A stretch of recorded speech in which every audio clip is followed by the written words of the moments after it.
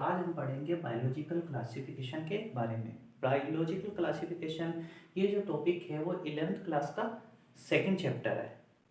आइए हम स्टडी करते हैं बायोलॉजिकल क्लासिफिकेशन क्या होता है। क्लास सबसे पहले क्लासिफिकेशन, क्लासिफिकेशन का मीनिंग वर्ड हिंदी में अपन इसको कहते हैं वर्गीकरण या बांटना, यानी किसी चीज को वर्गीकरण करना यानी ग्रुप में डिवाइडेड करना क्या कहलाता है? क्लासिफिकेशन कहलाता है। बायोलॉजिकल, बायोलॉजिकल का अर्थ होता है जो लिविंग ऑर्गेनिज्म है, जितने भी लिविंग ऑर्गेनिज्म है उनको बांटना, क्लासिफाई करना क्या कहलाता है? बायोलॉजिकल क्लासिफिकेशन कहलाता है। जितने भी लिविंग ऑर्गेनिज्म है उनको उनकी जो स्ट्रक्चर है, साइज है, शेप है, कलर है, रिप्रोडक्शन बिहेवियर है, अदर बिहेवियर है, सेल स्ट्रक्चर है, उनको उसके जो अकॉर्डिंग क्या करना, उनको डिवाइडेशन करना क्या कहलाता है? Biological classification.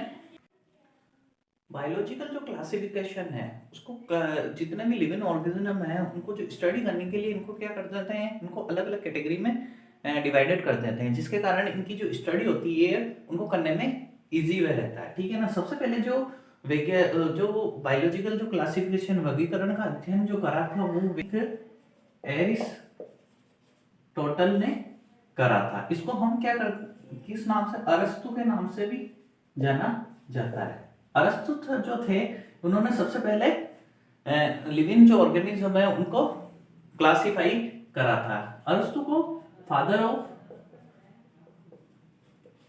बायोलॉजी या फादर ऑफ जूलॉजी भी कहा जाता है। इन्होंने जितने भी लिविंग ऑर्गेनिज्म है उनको दो कैटेगरी में डिवाइडेड करा। फर्स्ट प्लांट और सेकंड एनिमल। प्लांट के अंदर इन्होंने दो कैटेगरी में डिवाइडेड करा। प्लांट के अंदर इन्होंने क्या करा, तीन, उनके जो जितने भी प्लांट है उनको साइज शेप के अकॉर्डिंग तीन भाग में डिवाइडेड करा। पहला तो है हर्ब, सेकंड शर्ब और थर्ड ट्री। यानी कि जो छोटे प्लांट है उनको हर्ब में, उससे थोड़े बड़े प्लांट उनको शर्ब में, और जो बड़े प्लांट है उनको ट्री में। और जो सेकंड जो एनिमल है उन्होंने दो कैटेगरी में इनको डिवाइडेड करा। फर्स्ट जिसमें आरबीसी प्रेजेंट है और सेकंड जिसमें आरबीसी एब्सेंट है। यानी कि एनिमल के अंदर भी दो कैटेगरी इन्होंने दी, जिसमें रेड ब्लड सेल प्रेजेंट है और दूसरे में जिसमें रेड ब्लड सेल जो है वो एब्सेंट है। ये जो क्लासिफिकेशन था ये फर्स्ट स्टेप था क्लासिफिकेशन का। ये था तो इनकम्प्लीट, लेकिन इन्होंने आगे के जो जितने भी डोर थे क्लासिफाई के वो ओपन कर दिए थे। तो सेकंड जो क्लासिफिकेशन करा था वो वैज्ञानिक कैरोलस लिनियस ने करा था। इन्हें फादर ऑफ टैक्सोनॉमी भी कहा जाता है। इन्होंने अपनी एक पुस्तक लिखी थी सिस्टमा नेचुरी, जिसमें इन्होंने 4000 से ज्यादा जो लिविंग ऑर्गेनिज्म है उनका क्लासिफिकेशन करा था। इन्होंने का जो क्लासिफिकेशन था उन्होंने दो कैटेगरी में डिवाइडेड करा। पहला तो था प्लांटी और सेकंड था एनिमेलिया। ये जो क्लासिफिकेशन था इनमें भी कुछ त्रुटियां थी, यानी ये इनकम्प्लीट क्लासिफिकेशन था, क्योंकि इस क्लासिफिकेशन में तीन मेजर डिफरेंस थे। पहला तो था ये जो क्लासिफिकेशन था वो प्रोकैरियोटिक और यूटिक जो ऑर्गेनिज्म थे उनमें डिवाइडेशन नहीं कर पाया। सेकंड जो यूनिसेल्यूलर और मल्टी जो सेल्यूलर है उनमें भी ये डिवाइडेशन नहीं कर पाया। थर्ड जो जितने भी जो फोटोसिंथेटिक और नॉन फोटोसिंथेटिक जो ऑर्गेनिज्म थे, लिविंग ऑर्गेनिज्म, उनमें भी ये क्लासिफिकेशन नहीं कर पाया। तो ये तीन जो मेजर डिफरेंस थे जिस कारण ये क्लासिफिकेशन क्या था, इनकम्प्लीट था। थर्ड जो वैज्ञानिक हुए जिन्होंने आगे का क्लासिफिकेशन था वो था अर्नेस्ट मेयर। इन्होंने क्या करा, तो थ्री किंगडम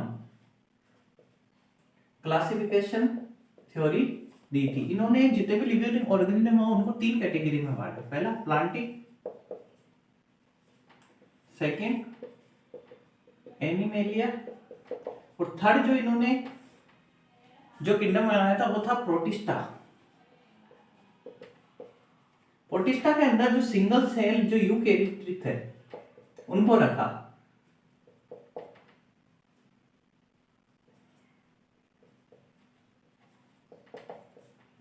कैरियोटिक जो सिंगल सेल जो यूकेरियोटिक थे उनमें उनको रखा गया। तो इन्होंने क्या करा, इन्होंने तीन किंगडम थ्योरी दी।